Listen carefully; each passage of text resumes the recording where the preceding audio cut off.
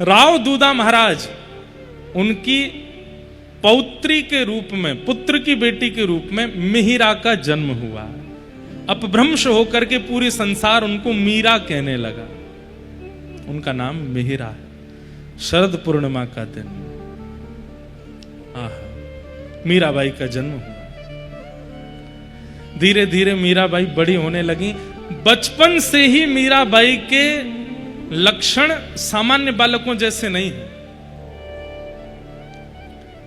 बालकों को खेल खेलना पसंद है और मीराबाई को सेवा देखना अच्छा लगता है। जब घर के बड़े बुजुर्ग सेवा करते हैं अपने ठाकुर जी की, मीराबाई का वही खेल है, वही देख करके खुश होती है। राव दूधा महाराज के और दादाजी की बड़ी लाडली है मीराबाई।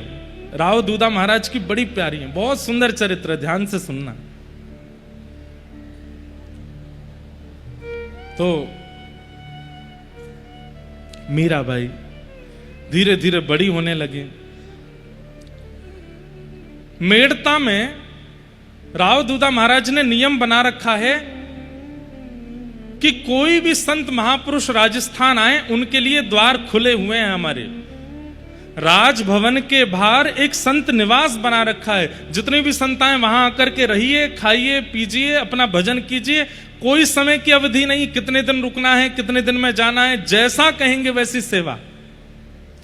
और अगर कोई संत अपने ठाकुर जी की सेवा लेकर के आए हैं तो उनको वहां नहीं, उनको राजा अपने घर में रखते हैं, अपने भवन में रखते हैं कि भाई ठाकुर जी की सेवा है। और घर की सारी स्त्रियों को, रानियों को, सबको आज्ञा करते हैं कि एक महाराज जी आए, उनके ठाकुर जी की सेवा, अपरस में भोजन बनाओ, अपरस में सब सामग्री सिद्ध करो। ऐसे श्री राव दूधा जी महाराज। और वैसी ही मिल गई उनको मीरा। मीरा को बहुत सुख मिलता है इन सब चीजों में। कथा होती है, सत्संग होती है, वार्ता होती है, मीराबाई सबसे आगे बैठती हैं, श्रवण करती हैं।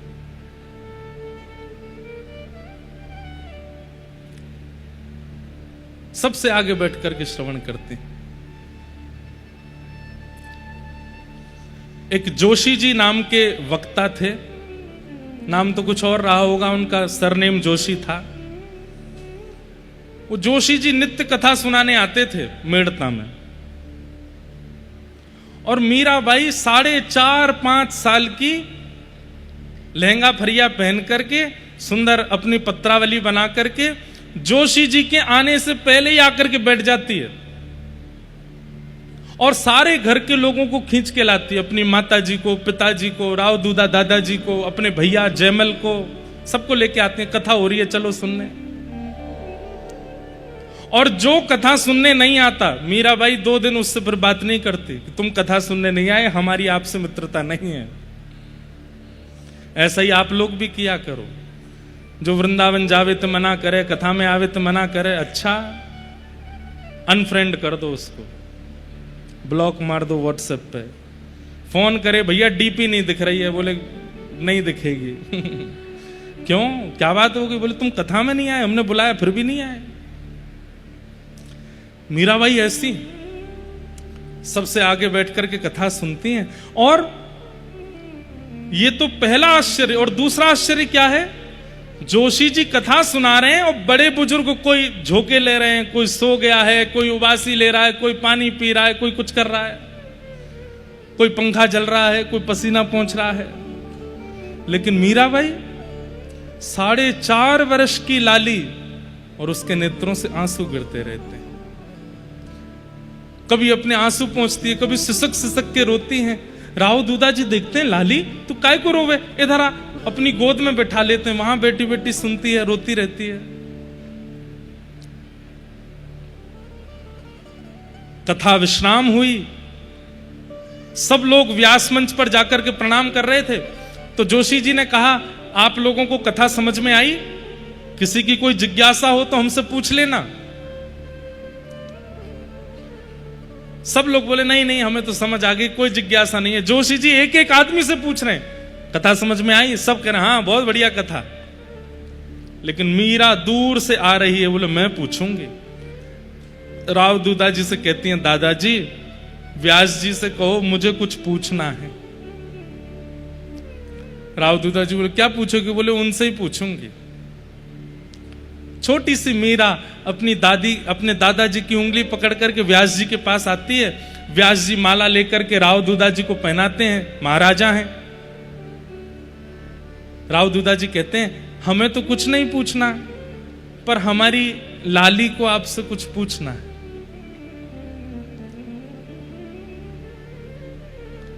जोशी जी कहते हैं ये लाली पूछेगी? बोले हाँ। अच्छा लाली बड़ी प्यारी है, ऐसे गाल पकड़ लेते हैं, सिर पे हाथ, जैसे छोटे बच्चों से व्यवहार होता वैसे ही। और जोशी जी को बिल्कुल मतलब उधर ध्यान नहीं है, वो क्या पूछेगी ज्यादा से ज्यादा, तो थोड़े बहुत कुछ बात पूछ लेगी। अपनी पोती समेटने लगे, ठाकुर जी रखने लगे। हाँ लाली पूछो क्या बात है। कोई इतना विशेष उसके प्रति भाव नहीं था जोशी जी का। और मीरा धीरे से आती हैं और व्यासपीठ पर दोनों हाथ रखे, पलकें झपक नहीं रही हैं, आंखों से आंसू गिर रहे हैं, और मीरा कह रही हैं जोशी जी आप रोज आकर के जिन गिरधर की कथा यहां सुनाते हैं वो गिरधर मुझे कब मिलेंगे ये बताओ। जब मीराबाई ने ये प्रश्न किया, जोशी जी ने जब मीरा की ओर देखा तो अपने आप को व्यासपीठ पर बैठे हुए भी अत्यंत नीचा समझने लगे। इतने वर्ष हो गए मुझे कथा करते हुए, इतने वर्ष हो गए कथा सुनाते हुए, ये प्रश्न तो मेरे मन में भी कभी नहीं आया कि जिनकी मैं कथा सुनाता हूं वो मुझे कब मिलेंगे। और मीराबाई एक छोड़ पकड़ लेती है धोती का और पकड़ करके खींच के पूछ रही है जिनकी आप कथा सुनाते हो वो कब मिलेंगे। जोशी जी के नेत्र सजल, राव दूधा जी के नेत्र सजल, मीराबाई को तुरंत उठा करके अपने गोद में बैठा लेते हैं और हृदय से लगा करके सजल नेत्रों से जोशी जी कहते हैं मीरा तुझे कब मिलेंगे ये तो मुझे नहीं पता, पर तेरी भावना से, तेरे विचारों से, तेरे स्वभाव से ऐसा मैं कह सकता हूं कि तेरी वजह से हजारों को मिलेंगे, तेरे कारण हजारों को कृष्ण मिलेंगे। मीराबाई कहती मुझे मिलेंगे ना? हाँ मिलेंगे लाली, क्यों नहीं मिलेंगे, बस आप कह दो कि मिलेंगे। हाँ मिलेंगे। जा रही हैं उतर करके फिर पीछे, मिलेंगे ना मुझको? बोले हाँ मिलेंगे। वो जैसे लीला करते हैं व्रज में, मेरे साथ भी करेंगे ना? बोले हाँ करेंगे। मैं तैयारी कर लूं, मटकी मंगा लूं, मक्खन निकाल लूं, दही की व्यवस्था कर ले, जा कर ले। दौड़ करके जाती है मीराबाई अपनी मां के पास, मक्खन निकालो, दही मंगाओ, छीके पर टांग दो। क्यों? जोशी जी बोल के गए हैं गिरधर आएंगे, मेरे पास आएंगे। कथा सुनते सुनते हम लोगों का जीवन निकल रहा है, ऐसा विश्वास, ऐसी भावना हमारे चित्त में कभी नहीं आई। ऐसे ही नहीं मीरा बन गई वो, उनका भाव तो देखो।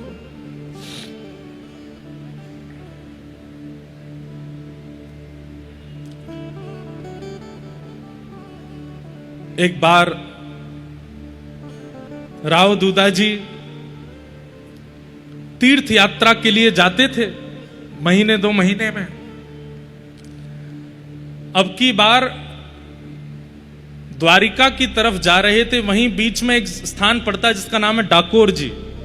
वहां पर रणछोड़ राय भगवान का मंदिर है।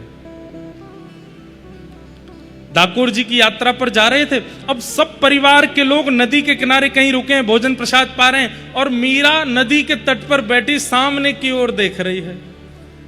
4.5-5 साल की है मीरा। राव दूधा जी आते हैं, लाली तुम भोजन नहीं करोगे? तो कहती दादाजी देखो सामने एक संत बैठे हैं। मतलब यह भी एक भक्ति का प्रमाण है बंधुओं।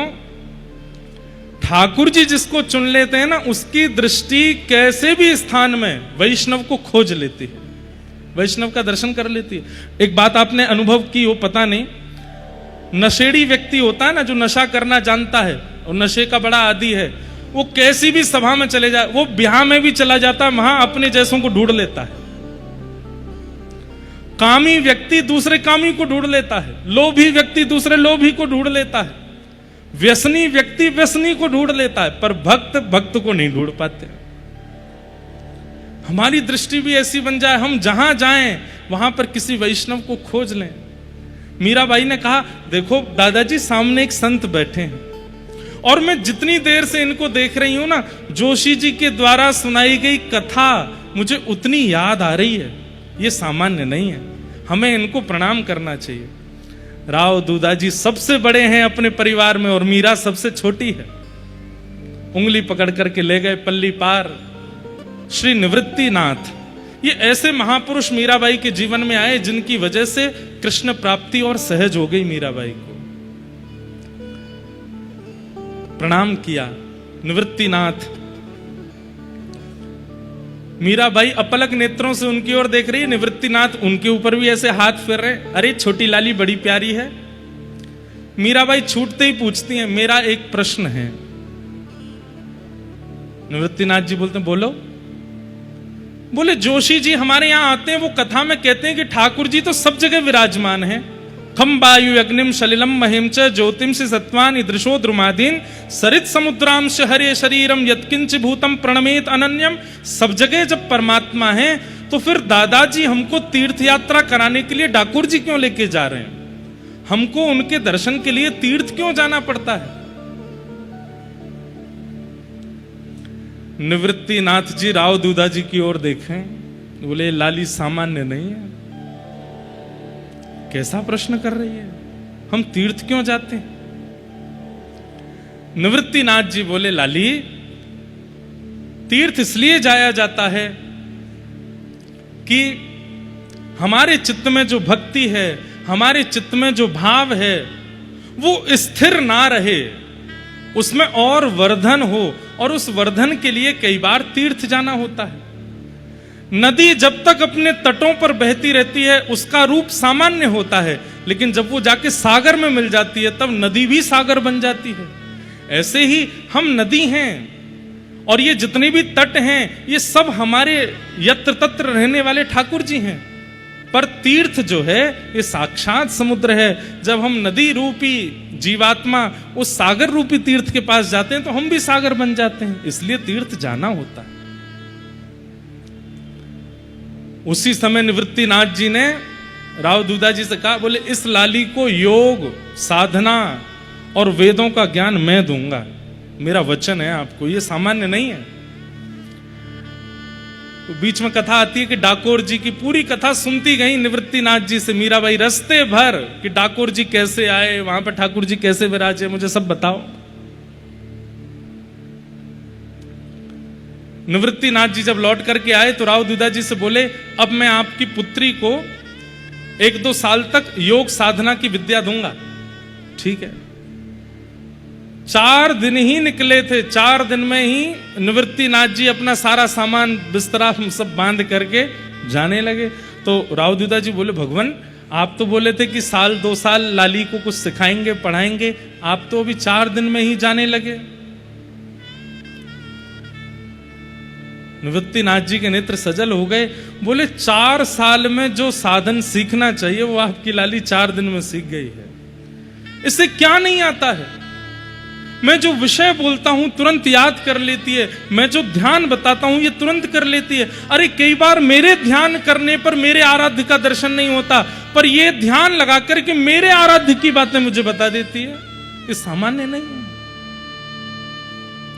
बंधुओं, अभी तक तो सब घर के लोग हंसते थे, प्रसन्न होते थे कि संत आके कह के जाते हैं कि आपकी लाली सामान्य नहीं है, लेकिन अब सबको चिंता होने लगी।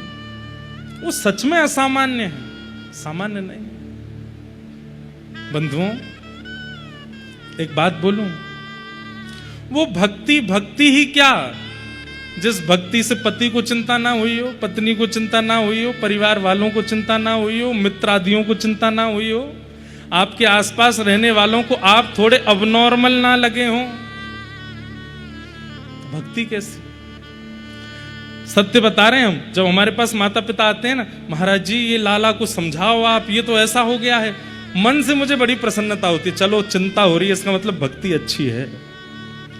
संसारी लोगों को आप अपने से विलग दिखने लगोगे, अपने से विचित्र दिखने लगोगे।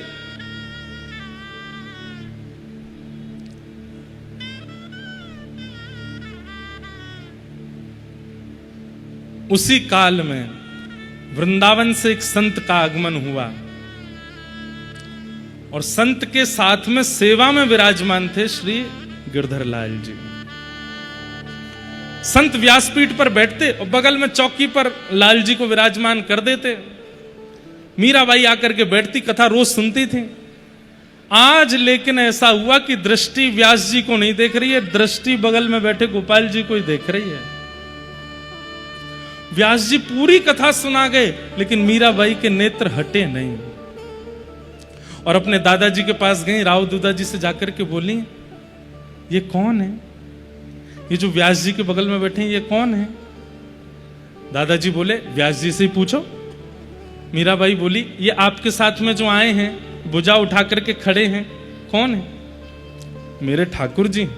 अच्छा, मैंने ऐसे ठाकुर जी देखे हैं, ऐसे ठाकुर जी देखे, ये वाली पहली बार देखे हैं। ये कौन से हैं? अरे, जब व्रज में इंद्र ने खूब वर्षा की थी, तब व्रजेंद्र नंदन श्री कृष्ण ने 7 कोस लंबे चौड़े गिरिराज पर्वत को अपनी इकन्नी उंगली पर धारण किया था और उसी समय पूरे व्रजमंडल ने उनको गिरधारी कहकर के बुलाया। ये वही गिरधर लाल है। ये कथा जैसे ही सुनाई, मीराबाई के नेत्र बंद हुए और वो छवि आने लगी बार बार, जो वो माधवी रूप में थी पूर्व में, और माधवी रूप में वो गई हैं, ठाकुर जी के चरणों में जाकर के प्रार्थना करती हैं, ठाकुर जी को देख रही हैं, नेत्रों में पानी भर रहा है, देख नहीं पा रही हैं। ये सारी स्मृति थोड़ी थोड़ी मीराबाई के चित्त में आने लगी। मीराबाई तो जैसे 5-6 वर्ष की आयु में व्याकुल जैसी हो गई और रोते हुए कहने लगी, ये आपके नहीं है, ये मेरे हैं और मैं आज से नहीं, इनको वर्षों से जानती हूं। ये मुझसे वचन दिए थे कि ये मेरे पास आएंगे, ये मेरे पास आ गए हैं, अब इनको मुझे दे दो, ये मेरे हो गए, इनको मुझे दे दो। संत घबरा गए। राव दूधा जी संभालिए, ये लाली आपकी क्या कह रही है? राव दूधा जी आए, मीरा ऐसे नहीं कहते, हमारे ठाकुर जी है ना चतुर्भुज भगवान,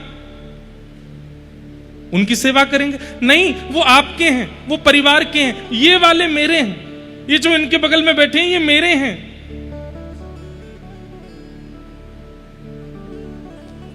राव दूधा जी जैसे तैसे मीराबाई को ले गए। मीराबाई ने रोना बंद नहीं किया। रोते रोते रोते दिन निकल गया, रात निकल गई। किसी ने जाकर के उन संत से जाके कह दिया, बोले कि महाराज आप तो रात रात में खिसक लो यहां से। बोले क्यों? राजा की पौत्री रो रही है आपके ठाकुर जी के लिए, और आप तो अपने ठाकुर जी दोगे नहीं, और वो राजा हैं। राजा को कोई सामग्री चाहिए तो वो राजी राजी नहीं लेते हैं, वो तो फिर कुछ और भी तरीके आते हैं उनको। आपको भोजन में कुछ मिला के खवा देंगे, आप पधार जाओगे, फिर तो ठाकुर जी नहीं कहिए। महाराज जी बोले, अरे राम राम, ऐसे तो नहीं करेंगे। रात रात में ही महाराज जी ठाकुर जी लेके कहीं चले गए। सुबह उठ करके मीराबाई जैसे ही दौड़ करके गई देखने के लिए, पता चला कि महाराज जी तो गए। अब तो मीराबाई और रोने लगी। राव दूधा जी बोले, संत चले क्यों गए? अभी तो कथा अधूरी रह गई। किसी ने बताया, बोले आपके डर के मारे चले गए कि कहीं आप उनसे छीन ना लो। लेकिन थोड़ी दूर जाकर के जैसे ही संत अपने ठाकुर जी की सेवा निवृत्त होकर के जैसे ही शयन में गए, उन्हीं के ठाकुर जी शयन में उनके स्वप्न में प्रकट हो गए। और प्रकट होकर के बोले, बाबा, ओ बाबा। संत बोले, अरे ठाकुर जी 40 वर्षों से आपकी सेवा कर रहा हूं, आज तक कभी स्वप्न में नहीं आए, आज आप मेरे स्वप्न में आ गए। जय हो जय हो जय हो, आप मेरी सेवा से बड़े प्रसन्न लगते हैं। ठाकुर जी बोले, हाँ बाबा, मैं बड़ा खुश हूं तेरी सेवा से, पर अब तुम्हारी सेवा का समय पूर्ण हो गया। बाबा, अब मैं तुम्हारी सेवा विश्राम कर रहे हूं। बोले मतलब? बोले अब मैं कोई और ते सेवा कराऊंगा। बोले कौन सी सेवा कराओगे? बोले जो लाली कल रो रही ना, वही से मुझे सेवा करानी है। बाबा सच बता दूं? बोले बताओ। कछु महीना में आप पधारवे वाले हो, और कछु महीना में जब आप पधार जाओगे तो मैं अकेला रह जाऊंगा, मेरी सेवा कौन करेगा? या हमारे बातें पहले मुंह को अपने श्रेष्ठ उत्तराधिकारी को दे जाओ। मीरा श्रेष्ठ उत्तराधिकारी, उनको दे दो। महात्मा बहुत रोए। ठाकुर जी आंसू पहुंचने लगे, बोले रो मत, मैं आपसे बहुत प्रसन्न हूं। और सुनो एक बात और कह दूं। बोले क्या? अब तक तो मेरे दर्शन के लिए नेत्र खोलने पड़ते थे, आपको मेरी सेवा करनी पड़ती थी। अब से मैं वचन दे रहा हूं, सदा आपके चित्त में रहूंगा, जब नेत्र बंद करोगे तब दर्शन दूंगा। लेकिन अब जो प्रकट सेवा है ये मीरा को दे दो। संत वापस लौट करके गए। राव दूता जी ने स्वागत किया। संत ने जाती पूछा, मीरा कहां है? बोले वो तो 3 दिन से कमरा में रो रही है, खा भी नहीं रही, पी भी नहीं रही। संत पहुंचे हैं मीरा के पास और अपने सेवा के 40 साल के सेवा के ठाकुर जी ले जाकर के मीराबाई के सामने पधरा दिए। ले मीरा है गिरधर तेरा, ले मीरा है गिरधर, गाइए। ले मीरा है गिरधर तेरा, ले मीरा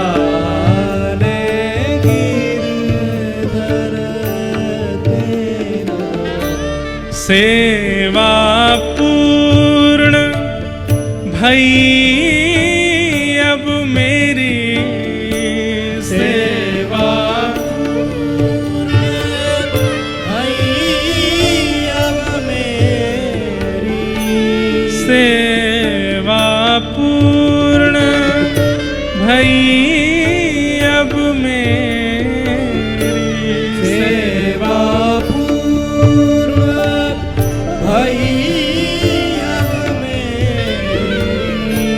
जागा भाग्य है तेरा, ओ जागा भाग्य है तेरा, ले मेरा है गिरधर तेरा, ले मेरा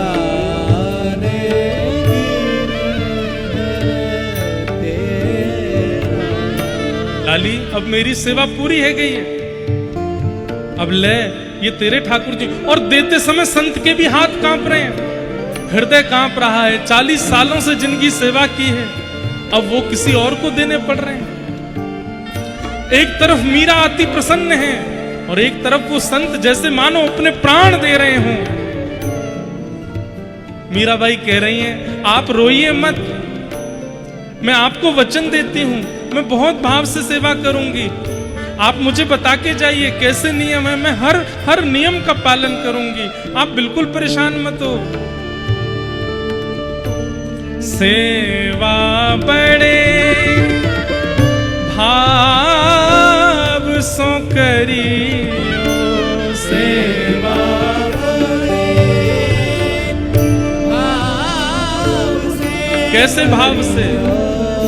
रखियो ने नानेरा, ओ रखियो ने नाने, मतलब अपने नेत्रों के सामने ही रखियो इनको, एक क्षण के लिए भी ये तोते दूर नहीं हो, ऐसी सेवा करियो। सेवा बड़े भाव सो करियो, सेवा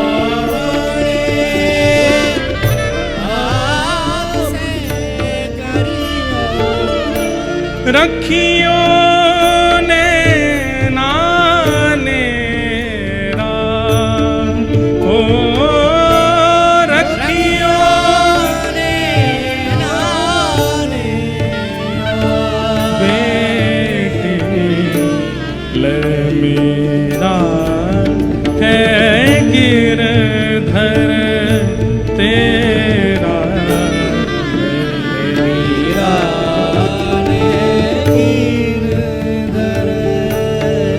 और वो संत मीराबाई के सिर पर हाथ फेरने लगे, रो रहे हैं। अब मीराबाई हंस तो रही हैं, पर संत के विरह को देख करके वो भी रो रही हैं और बार बार उन संत से लिपट जाती। आप चिंता मत करो, मैं बहुत भाव से सेवा करूंगी, आप बीच बीच में आते रही हो और आप आकर के देखेंगे मैं इतनी सुंदर सेवा करूंगी, आप खुश हो जाएंगे। संत ने पहले तो सिर पर आशीष दिया और जाते जाते मीराबाई के चरणों में प्रणाम करने लगे। मीराबाई घबरा गई, आप मुझे प्रणाम क्यों कर रहे हैं, मैं इस योग्य नहीं हूं, मुझे बहुत ग्लानि हो रही है, आप मुझे प्रणाम मत करो। अरे तू बड़भागिन है, तू ठाकुर जी को नहीं लाई है कहीं से, ठाकुर जी स्वयं चल के तेरे पास आए, मुझे आज्ञा दे करके आए हैं कि मुझे उसके पास जाना है। सो ही सुहागन प्रिय जाहिरी जै, सो ही सुहागन जाहिरी जै, सो ही सुहागन प्रिय जाहिरी जै,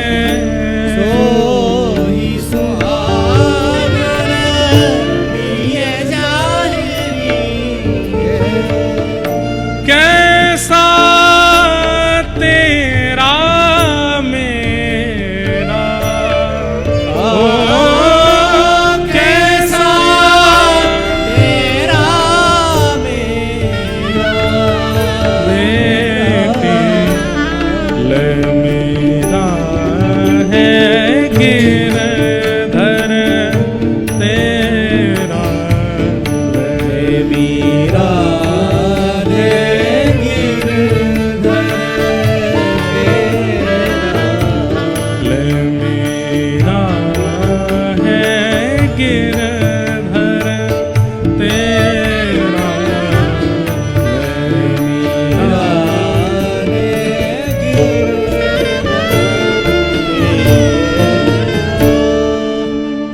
संत ने अपने गिरधर लाल मीराबाई को प्रदान कर दिए। अब मीराबाई रो भी रही है और प्रसन्न भी है। प्रसन्न इसलिए कि ठाकुर जी आ गए, और रो इसलिए रही है कि एक संत अपने जीवन भर की सेवा यहां छोड़ के मेरे पास चले गए। रूठ गई पहले तो ठाकुर जी से, आपकी कैसी लीलाएं हैं, एक को संयोग देते हो, एक को वियोग देते हो, लेकिन मेरी एक बात सुन लो, मुझे वियोग दे के कहीं और मत जाना, मैं नहीं जाने दूंगी आपको। और फिर मन में खुद ही सोचती हैं, ऐसा तो उन संत ने भी सोचा होगा कि वो कहीं नहीं जाने देंगे, लेकिन आज ये आ तो गए मेरे पास, अरे इसका मतलब कल तुम मुझे भी छोड़ के चले जाओगे। और फिर से मीराबाई रोने लगी। अभी बंधुओं मीराबाई की आयु 6-7 वर्ष की है बस। 24 घंटे मीराबाई ठाकुर जी के सामने ही रहती हैं। क्यों? कहीं मुझे छोड़ के चले ना जाए। ये भय बना रहता है उनके चित्त में कि कहीं मुझे छोड़ के दूर हो नहीं जाए। कोई भी काम करती है मीराबाई, उनकी दृष्टि ऐसी रहती है, वो तुरंत झांक करके देखती रहती हैं, लाला बैठे हैं ना, गिरधर बैठे हैं ना।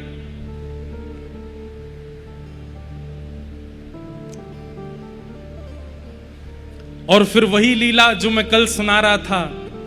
एक दिन बारात जा रही थी, मीराबाई ने पूछा ये क्या है माँ? माँ ने बताया ये बारात जा रही है और ये दुल्हा जा रहा है अपनी बींदड़ी को लेने।